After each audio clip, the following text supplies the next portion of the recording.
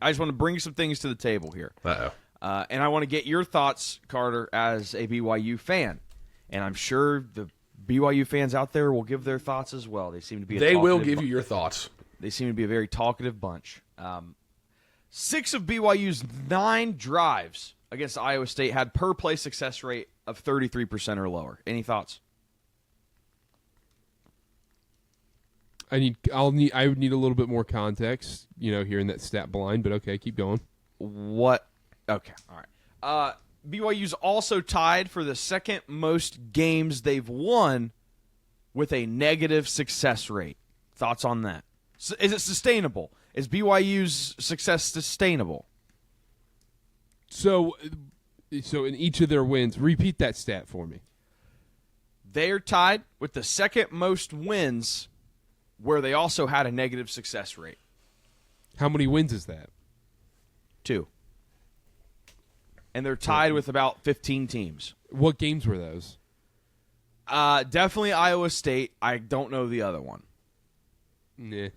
That doesn't bother me. So no worries about maybe relying on explosives and special teams too much? Nothing about that? If you would have said BYU, like 4 of their games, I would have been a little bit more concerned, but 2, Well, the most is 3, so they're pretty close to the max. Okay. All right. So they have a good sustainable defense. success. They just have a good defense that's forcing takeaways. I don't know what you're talking about. Well, I don't know. It looked pretty Swiss cheesy against Iowa State's run game. I mean, they're a little banged whoever up. that white guy was for Iowa State. Oof. This defense is a little banged up. This bye could not have come at a better time. Texas Tech loses this weekend, bounces back, and stomps BYU. I might have the vision. Or they just lose both. They're not losing both. What if Texas Tech isn't that good and we were wrong? And nobody from the Big We're 12 already is right. actually. Are we? Yeah, we're already right. Yeah, we're already right. Not quite. I think we're going to see the rest of the season here, Connor. I could say the same for BYU. Wow. No, because BYU already true. hit their expectations this season. Well, Texas Tech's win total was 8.5. I think 8.5. Yeah. That's what I'm saying. We got to see the rest of the season. BYU's was 6.5. They're 8-0 at this point. Cherry picking. I'm not cherry picking. I'm hitting the stone cold facts here. What do you mean? Okay. We'll see. You know what they say about facts? What do they say? I don't know. What do they say, Dylan? They do not care about your feelings. It's got chills. It's got goosebumps. Yeah, no, BYU's going to be fine. I mean, we'll talk about the Texas Tech game next week. I think Gameday is going to be there, so that'll be a little interesting. But yeah, no, I think BYU will probably win the national championship. I agree. A lot of different sports. They're good. Football, cross country. They're good at a lot of basketball this year. Favorite TV show? Real Housewives of Salt Lake. Do you have something to tell us, Dylan? No. Do you have something else? What's that mean? I heard that Alabama, South Carolina didn't make one of Dylan's scientists because he had Real Housewives. Yeah, of Salt Real Lake on the main Housewives TV. and Vaccine Files. Yep. Alabama, huge win against preseason 12-ranked South Carolina. They're rolling. We're rolling. This is the hottest the Tide have ever been. I got 2 more things, then we'll dive into previews. Yes. One, I love this. this is going to disgust you guys. Genuinely disgust you guys. I did something bad yesterday. I started looking up I started looking up college football playoff sites and cities, potentially planning travel. Oh, for BYU? Oh my gosh, dude! putting you jinxed the it. cart before the horse, or the If buggy you before the lose horse. to Texas Tech and Cincinnati, this is all your fault. You have to defend yourself to BYU fans. TCU's no slouch either. No. TCU's a very losable game. Yeah, game's in Provo, luckily, though. That helps. Oh yeah, Unable to lose. rough in place Provo. to Just play. can't Yeah, lose in rough Provo. place to play, Provo. Oh, You guys have go no grab idea, an In-N-Out 'cause you're not- burger. It's okay. Be careful! you Don't guys, shout slurs at you. Yeah. Idiot. Nerd. Okay, Don Staley, get out of here with the Don Staley stuff. F Don Staley. I want that on record. After these commenters have been coming after us, she might be justified. I might be pro Don Staley after what the commenters have been saying. So you're cool with calling fake racism? That's what you're okay with? I don't know. I mean, that's what you're okay with. No, that's what you're saying. That is what you're saying. That is who you're aligning yourself with. Separate the art from the artist. You're okay what with are we doing here? False accusational racism. She's a great college basketball coach. Separate the art from the artist. She also falsely accused BYU of racism. It's okay. Was she held accountable for her actions? Not at all, actually. She was never proven false. It was proven false. By who? The fans? The fans that were sitting there that she accused? The police? What do you mean? I'm sure the police do were you have locked any in idea every single word that was being said at that stadium. Or Cash the court. Patel? I'm sure they were locked in. Yeah, we need Kash Patel on it. Eyes everywhere.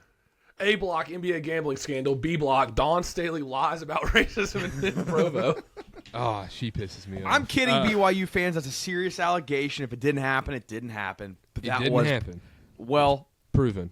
Jury's it was still out. proven. We need an FBI study. Jury is not still out. If it didn't happen, innocent until proven guilty in America.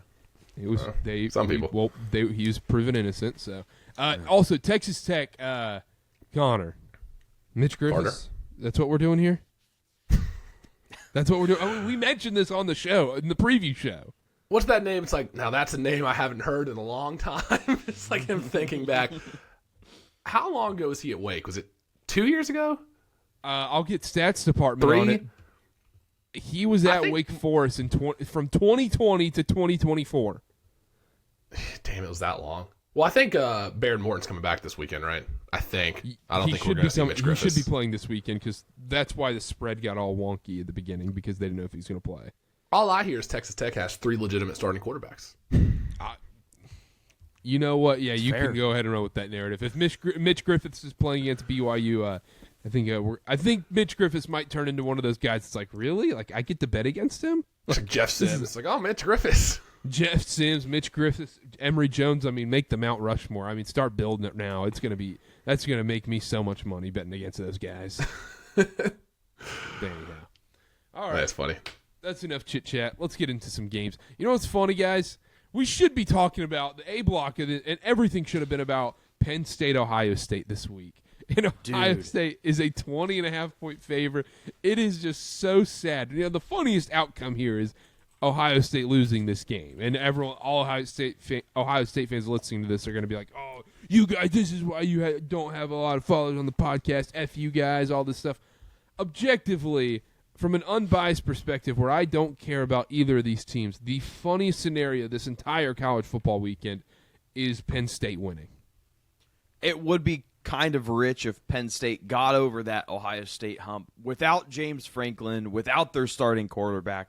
It's really sad because this was supposed to be preseason, the day. This was the day for college football. SMU Miami was a ranked matchup. We still have Vanderbilt Texas. That was one that we got that we didn't previously have, if I remember correctly. But there were tons of matchups here that were supposed to be ranked, and it ends up kind of being a slate. Georgia, slate. Florida was supposed to be one of those games. Yeah, Georgia, Florida. I mean, South Carolina, Ole Miss were both ranked preseason. That should have been one. Yep. There were tons.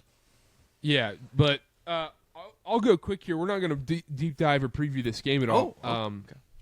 I think Grunkmeyer just gets absolutely destroyed and Ohio State wins handedly. And it's like 34-7. Who gets destroyed?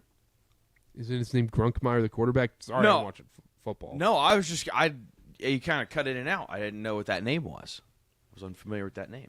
Because you're not. It's fine. I'm watching Penn State, Iowa. You know, but Mr. Big Ten over there. Well, once they lose their head coach and their quarterback, why am I even? It's like you not watching Kennesaw State. It's the same thing. I don't know if that's the same thing. It's kind of the same thing. No, Ohio. That's the funniest scenario, and I say that as an Ohio State hater, but also there's almost no chance that's happening. Like Ohio State's going to roll. And you look at Ohio State's schedule the rest of the way. I mean, so easy. They have the easiest schedule in the country out of most Power 5 teams. Like, I think an ACC schedule would be tougher than what they're playing right now. Their hardest Big Ten game outside of Michigan is going to be Illinois. We kind of know what that team's about. I guess maybe at Washington, Do you go to Ohio State? Yeah. They've already played both of them.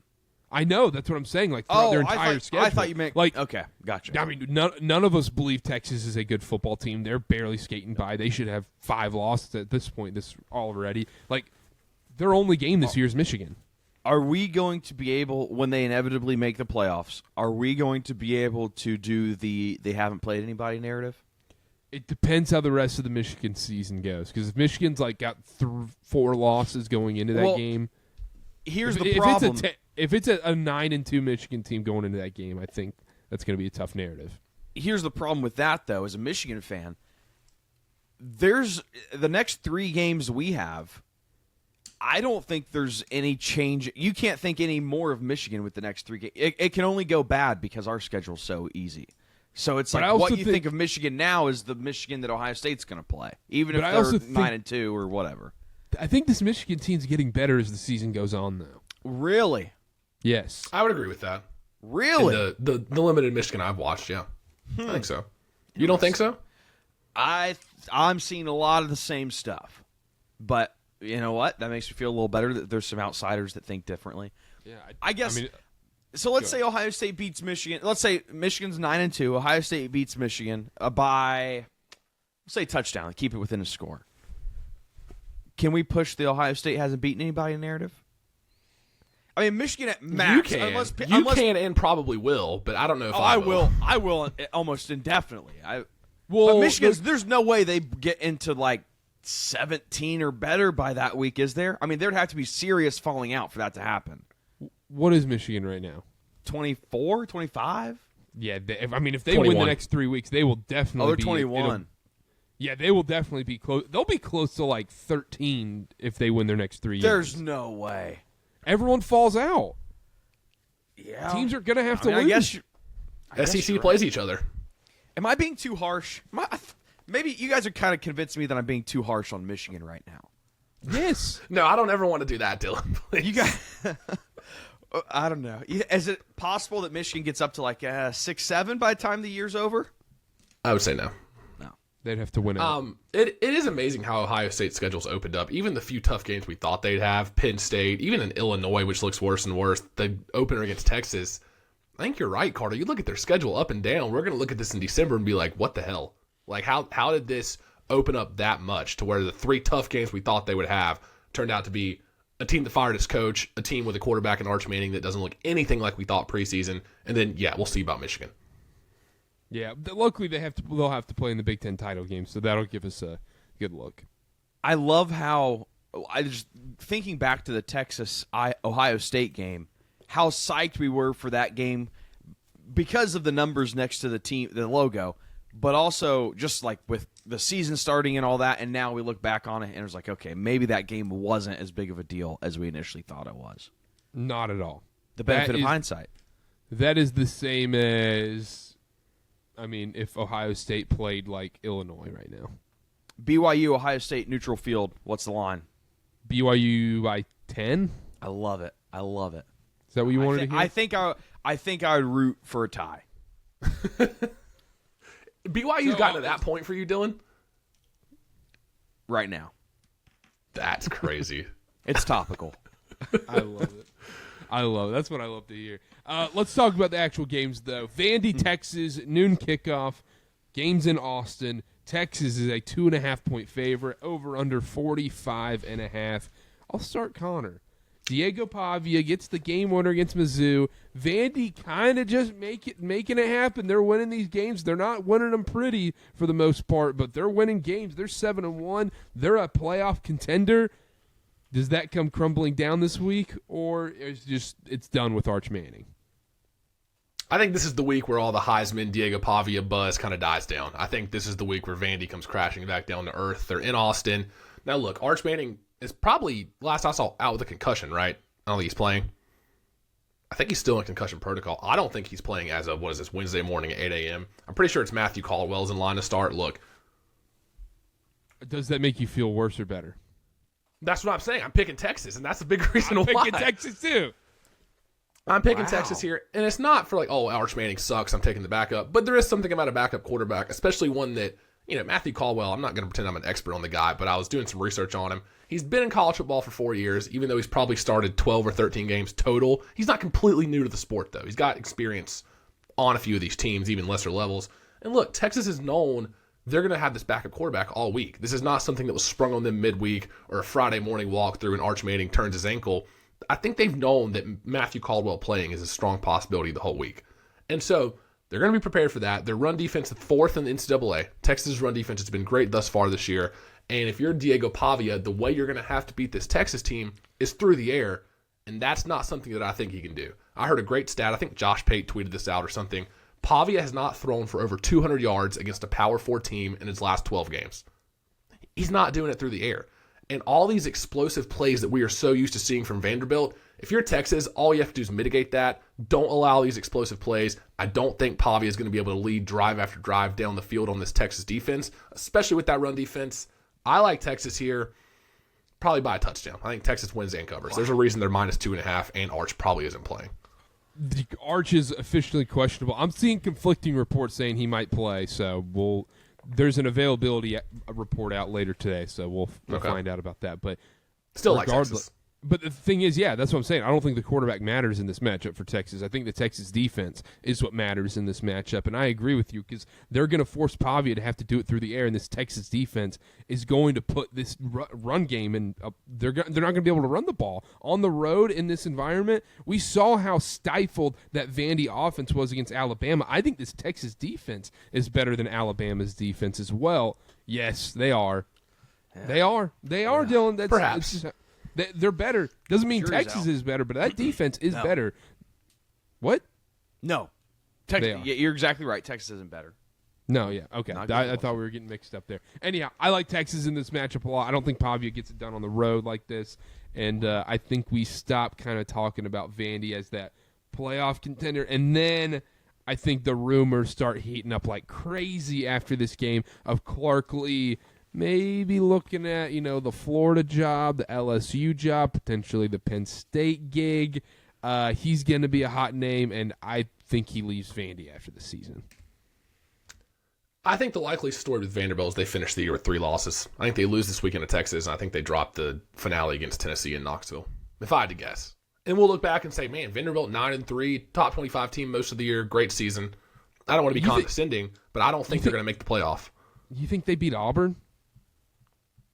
I think they get beat Auburn. I don't know. That's a good Auburn football team. That's a good Auburn football team.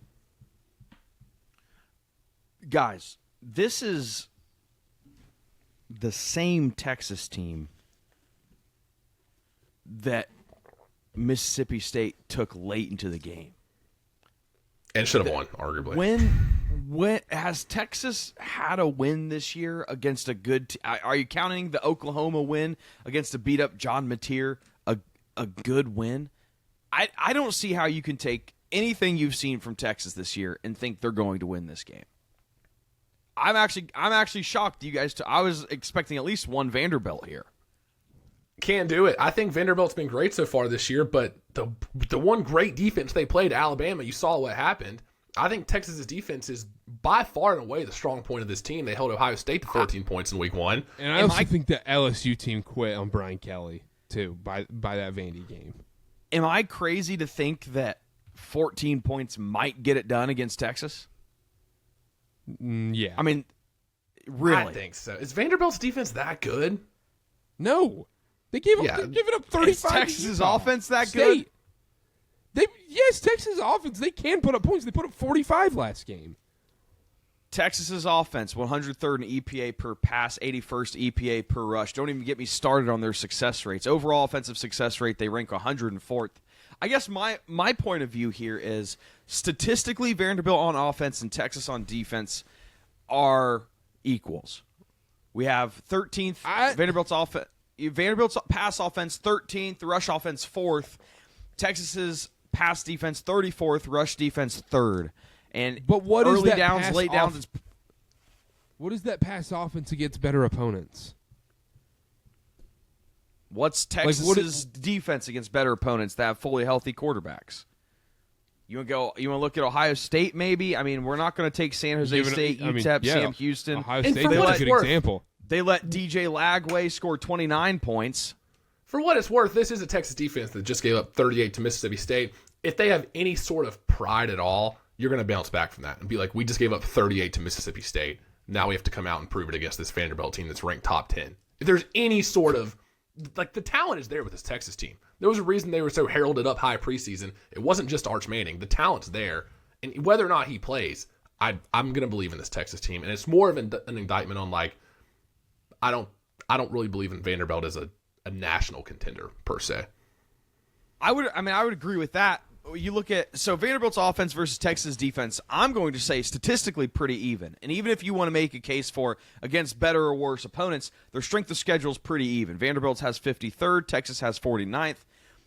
The difference I'm seeing is Vanderbilt's defense versus Texas' offense. Now, Vanderbilt's pass defense, 112th in EPA per pass allowed. Conversely, Texas' offense, 103rd. The difference I see here is I don't think Texas gets anything going in the run game. This Vanderbilt rush defense is actually pretty good, 16th in EPA per rush attempt. I think Vanderbilt wins this game. You even want to look at explosives. Vanderbilt's offense, more explosive, less turnover-worthy plays. I was shocked to see that Texas was favored in this game, if you want me to be completely honest, because they still don't have a win that I'm impressed with. But what does that tell you, that they're favored? Like, that tells you all you need to know. I know more than Vegas. That's what it tells me. I know more than the sports books. Famous last words. I'm going Vanderbilt here. I think Vanderbilt wins this game. I was shocked. I think Pavia gets it done. I don't think they're a national title contender, but I still think we're sitting here. I saw people on X giving Texas credit for turning it around. Like, buddy, who have you turned it around against? You lost at Florida. You lost to Ohio State. You beat San Jose State, UTEP. You're flexing against Sam Houston State. I guess you could say scoring 23 on this Oklahoma defense is impressive, but other than that, that's probably the only thing you can take away from Texas so far this year. I'm going Vanderbilt. That's unfair because they did turn it around against Oklahoma, and then they've won 3 straight. Mississippi State took them to the wire. Kentucky, good beat team. by Mississippi 3. State, good team. Mississippi State, They're good not team. bad. They're not Kentucky bad. I'm not team. going to say Kentucky that. bad team. Kentucky, you beat by 3. You score 16 points against. Yeah, that's a little concerning. That's the same Kentucky that just put up a bajillion yards on Tennessee, but we'll get into that. Isn't that the same Kentucky team that just beat Purdue? Oh, that was college basketball exhibition. Yeah. See, Exactly. I was trying to tee up Dylan there. I was trying to tee him up. I don't follow it. Dylan, go ahead. If you're picking Vanderbilt, Dylan, that means you got to trust Diego Pavia to make those 10 to 15-yard intermediate throws and actually move the ball down the field, because I don't think this Texas run defense is going to be giving up those explosive plays, and that's where the rubber meets the road for me. Is I don't think Pavia does that. I think he's an electric quarterback. I think he can break off long runs and hit the home run play a couple times a game, sure, but I don't know if he can consistently lead a drive down the field against a good defense like this, and that's where I draw the line. I don't know. I can look up his stats on like mid-range passes. I don't know it off the top of my head, but I look at their offensive success rate when passing, 52.3%, 8th in the nation. That tells me there's a little bit of sustainable success there. He hasn't thrown for 200 yards against a Power 4 team in 2 years. I don't know what you want me to say. I got my pick, Vanderbilt.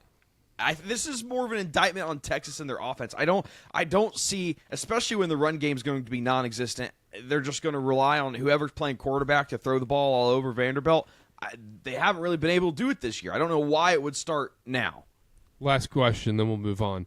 If Arch Manning's out, does that make you feel better about Texas or worse, Dylan?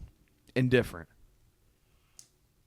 Makes me feel a little better, Karter. I get a little tickled with the backup quarterback with a talented team like this. Especially a backup quarterback with basically no film on them, so then Vandy has no idea what they're expecting. Well, they might be watching some Troy tape from last year. Second part of the last year. Maybe so. Anyhow. All right, let's move on. Let's talk about Oklahoma, Tennessee. Tennessee minus 3.5 in this game, over under 56.5.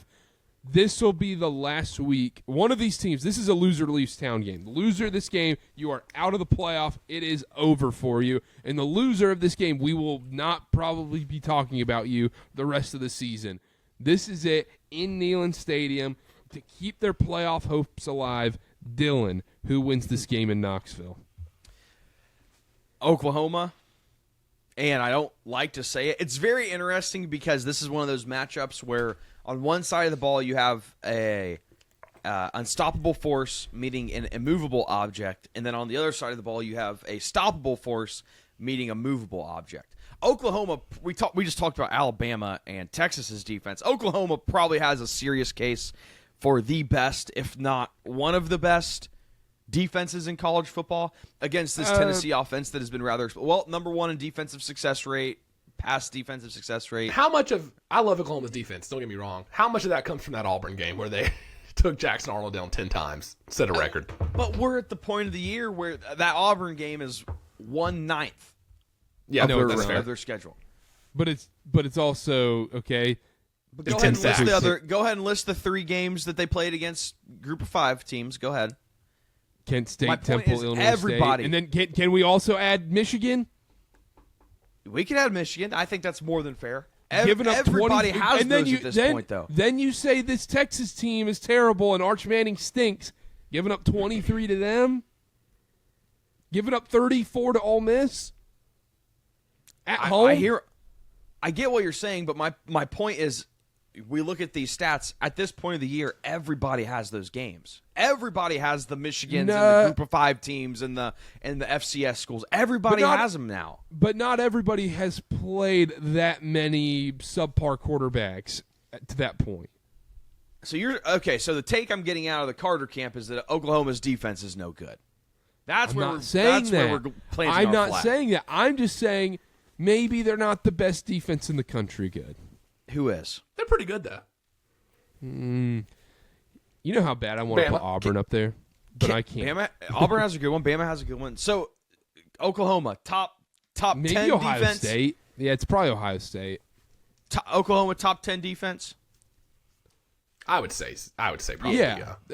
I'm more so That's my talking. point. The D line is is the better part for me. Yeah, there's no doubt about that. And they're strong in the secondary, but their D line is what makes it for them. I think that's more than fair. They can have their way with Tennessee's offensive line. I think they put pressure on Aguilar, make him make some mistakes, especially with those deep throws, if he even has time for those deep throws to develop. I'm very interested to see what Mateer does against this Tennessee defense, because this defense is no good, but the offense for Oklahoma is... I mean, they were great when Mateer was healthy. Ever since then, it's been okay, average, but I think Oklahoma comes out on top on this one. I think it's 3.5. I'm definitely taking the 3.5. I think Oklahoma wins. I don't know how I find myself in this position every single week to pick against Tennessee. They're going to ban me from Knoxville. I don't know. I've watched enough of this Tennessee defense, guys. They're no good. They do nothing well. Like, I watched in person Taylor Green and Mike Washington dice them up for Arkansas. I've seen so many games on TV where Tennessee's defense is just giving up chunk play after chunk play, and I get it. John Mateer has not looked the same since his thumb injury, since coming back from that. Probably came back too early. But you know what a great spot to get right is and get back on track? And if you're ever going to return to that Heisman frontrunner form that we saw early in the year, it's against this Tennessee defense. And that's where I'm going to hang my hat, because the nail in the coffin for me, I really wasn't sure what I was going to do with this game until I saw Tennessee-Kentucky last week and Cutter Boley throwing for 330 yards with 5 touchdowns and a pick. That's the same Cutter Boley that didn't win the starting job over Zach Calzada, by the way, in Lexington. That's the same Cutter Boley who has 4 touchdowns and 4 picks over his previous 4 starts. Torched this Tennessee defense. It's a good thing Joey Aguilar and that Tennessee offense is awesome, because otherwise we'd be having a very different conversation about Tennessee this year. I'm going Oklahoma here. I think if you're giving up 500 yards to Kentucky, you give up, I think they're ranked like 129th in pass defense. The rush defense is no better. I'm taking Oklahoma here, and if they can get home on Joey Aguilar, I know a lot of these sack numbers come from that Auburn game for Oklahoma, but if they can get home on Joey Aguilar, he's not the most mobile guy in the world. He's not Trinidad Chambliss from last week, but I think if they get home and make him uncomfortable, that's going to be enough. Get a couple stops. I think Oklahoma's offense gets back on track. I'm taking the Sooners. I don't feel good about it. I feel slimy and dirty doing it, but I like Oklahoma this weekend. And Joey Aguilar wants to throw pick sixes so bad. He does. He just is. The turnover guy is in there. And Dylan's making fun of me when we were going into the Alabama-Tennessee game. I said, look, Joey Aguilar, I know he's been solid this year, but this guy, he wants to throw pick sixes, and he threw the worst one I've seen in all of college football this season. At the end of the half, giving up a pick six, that is the worst possible time you could ever throw a pick six outside of the end of the game. I'll read a few numbers here. 26, 17, 44, 24, 34, 31, 37, 34. Those are the amount points of allowed? Points allowed from Tennessee this year. And I'm going to be honest with you. I know we talked about Oklahoma's schedule. They've played Georgia and Alabama. Those two games, they gave up a combined 81 points in those games. It's Oklahoma here. If I can defend Tennessee, they did have to face Cade McNamara. So anybody's going to be... And Jacoby Criswell. Well, ironically, that's, they only gave up. That was the least amount of points they gave up. So that's helping their defensive numbers. Yeah, you're right.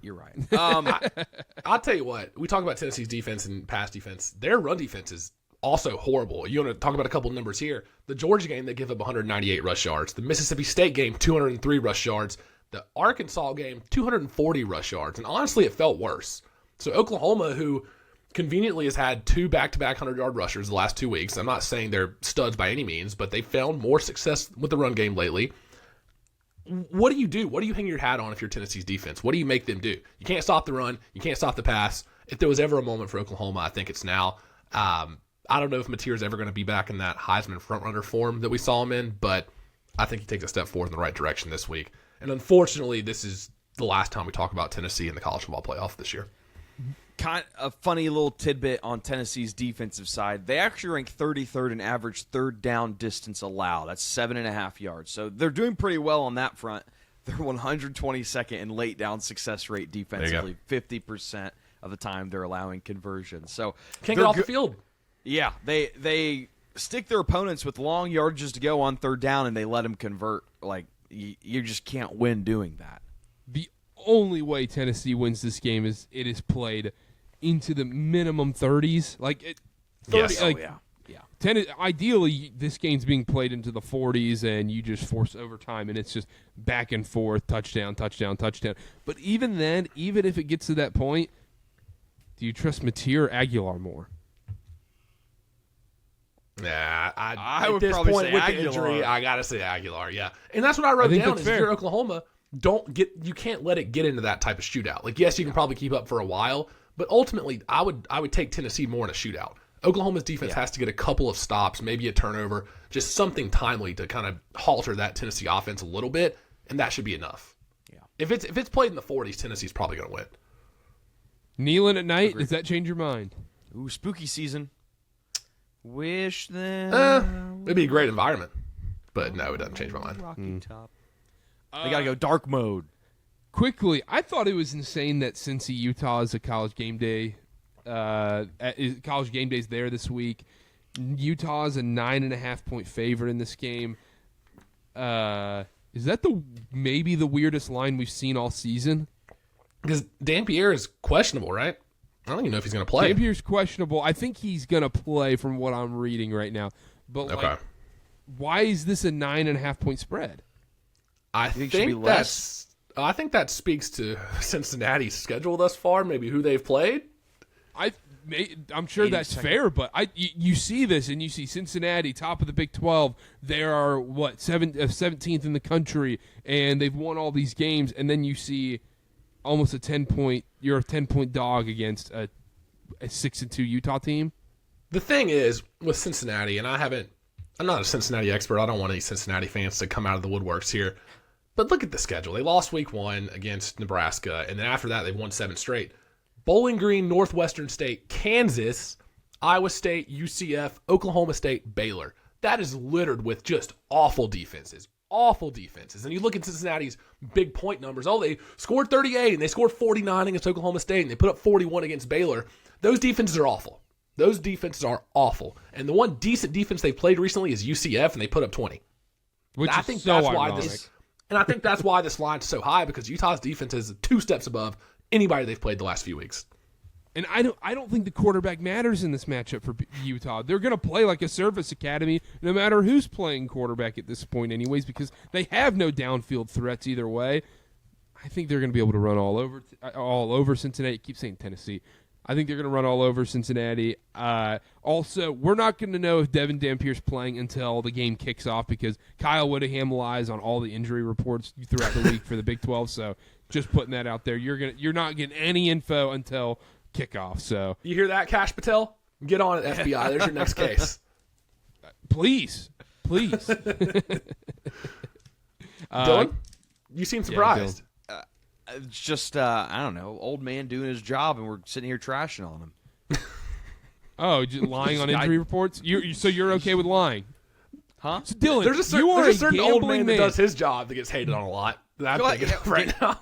Gambling man, yes. Yeah, you're a gambling man, Dylan, and meanwhile you have people that are screwing over the common man that are gambling on these games. Do you have a problem with that? You should. That's extra insider information. I know that he does that, so I'm not going to bet on Utah right away. I'm going to wait until the information becomes available. Or I'm going to rely on my Utah guy to tell me what's up. But the problem is the information. You want me to find out for you? Yeah, find out for me who's playing quarterback. I'll have no idea because the Utah info sometimes. Don't you have his number?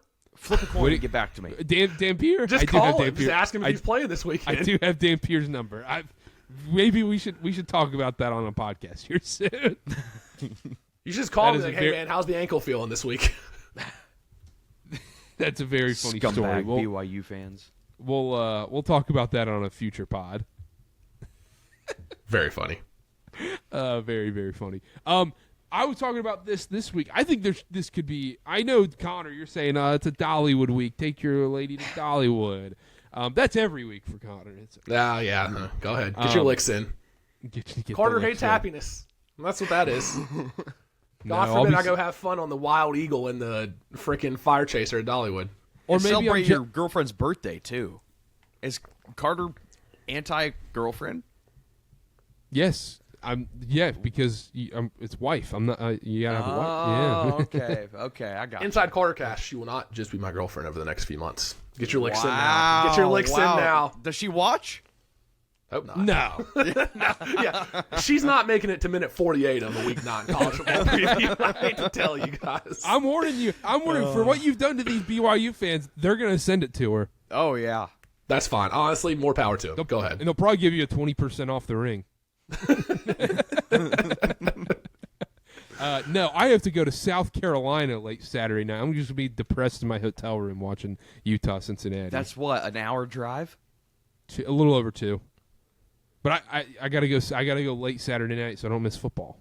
The way you presented that made it sound like you were trekking across the country. Yeah, Rock Hill, South Carolina. Carter does love doing I'm that. going to my parents' house this weekend.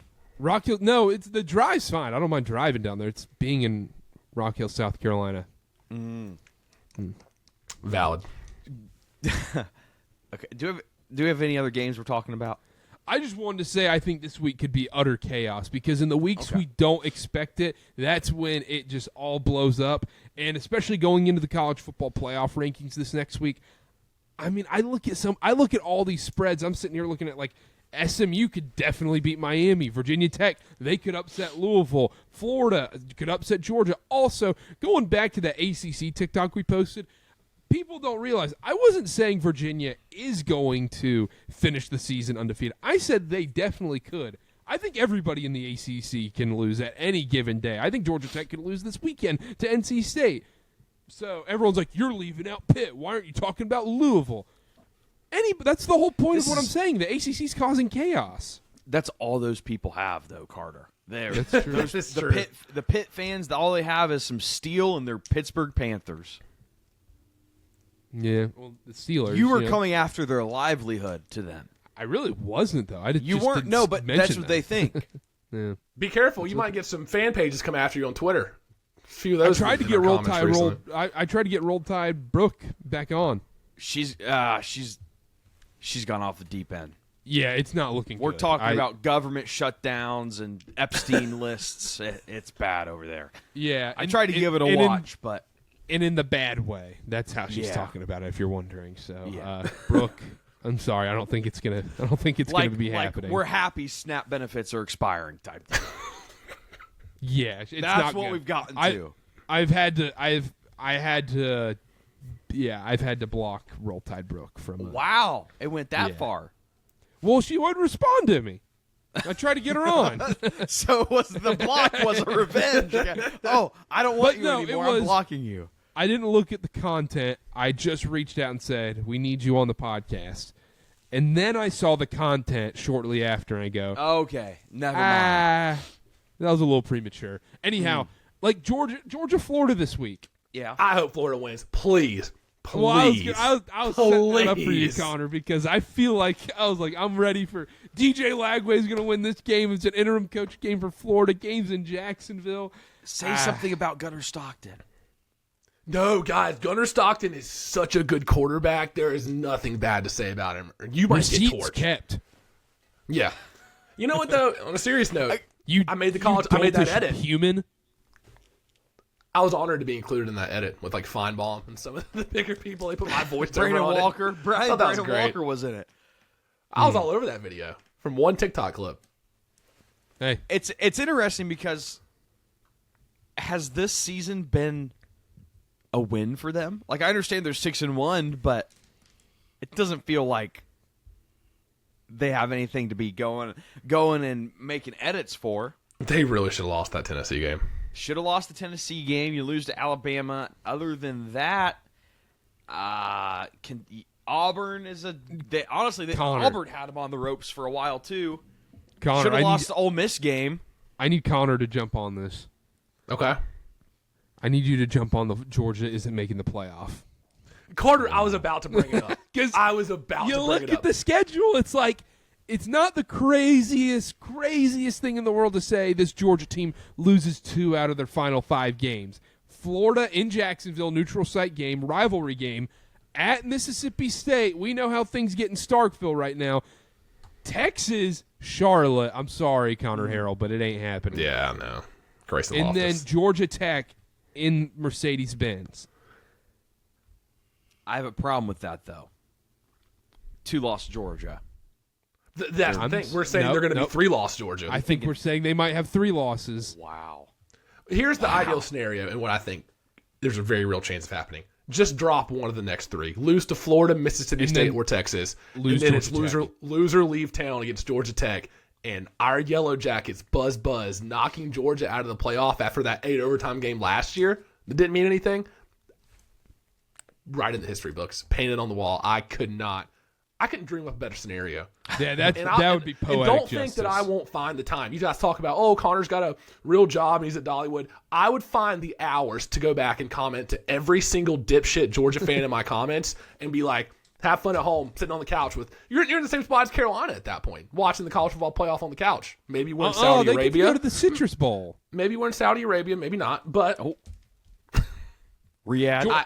I really hope that happens. If Georgia fans knew what Saudi Arabia was, I think they'd be over there raising NIL money in a heartbeat. The farthest they venture up north is North Carolina. That's about as far as I Cherokee, North Carolina, the casino. Yeah, Harris. Mason-Dixon line. That's like the country's border.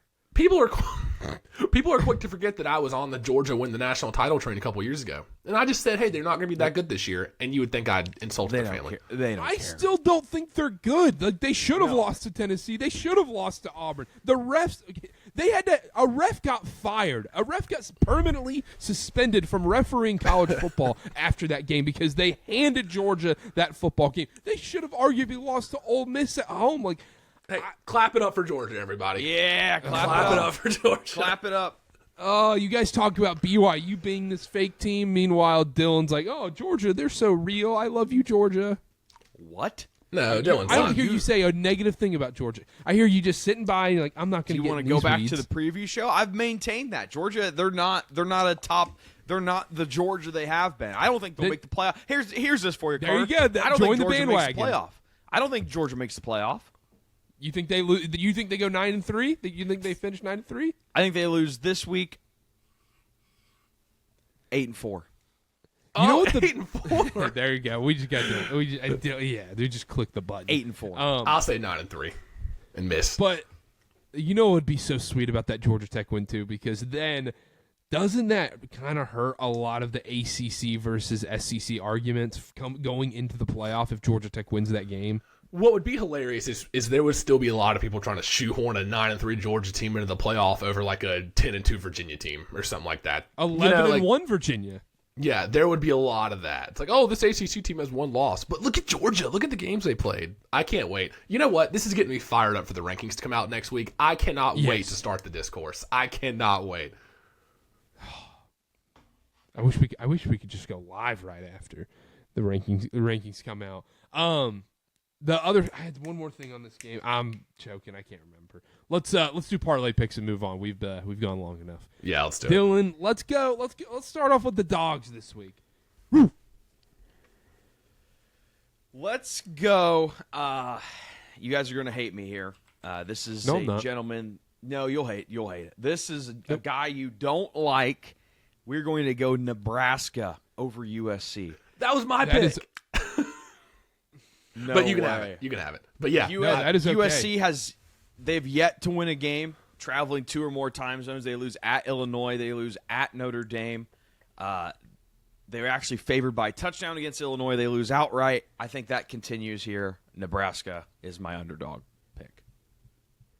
bouncing off that, they were my pick, but I'll let you have it this week.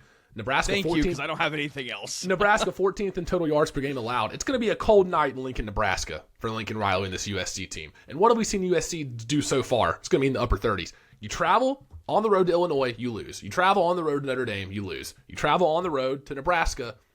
Why would I not think you're going to drop that game? I think this is a Matt Rule, Dylan Raiola win. I know Karter probably hates that. Deep down he does. He can say he doesn't, but deep down he's fuming. I like Nebraska. I love it, Dylan. Let's go. Oh, no, I hate Nebraska, but this is going to be the game where Nebraska wins and Matt Rule gets his first AP Top 25 win, and it's just like the weakest first AP Top 25 win we've ever seen. You know, it's just like, oh, yeah, you beat the 23rd ranked USC team that's not that good. Yeah. I like Nebraska. I like the pick. You go next, Karter.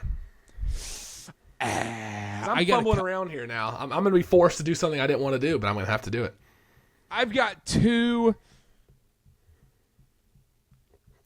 Yeah. Chomp, chomp. Wow. Go Gators. We're going Florida. Florida Wow. over Georgia. Florida should have won.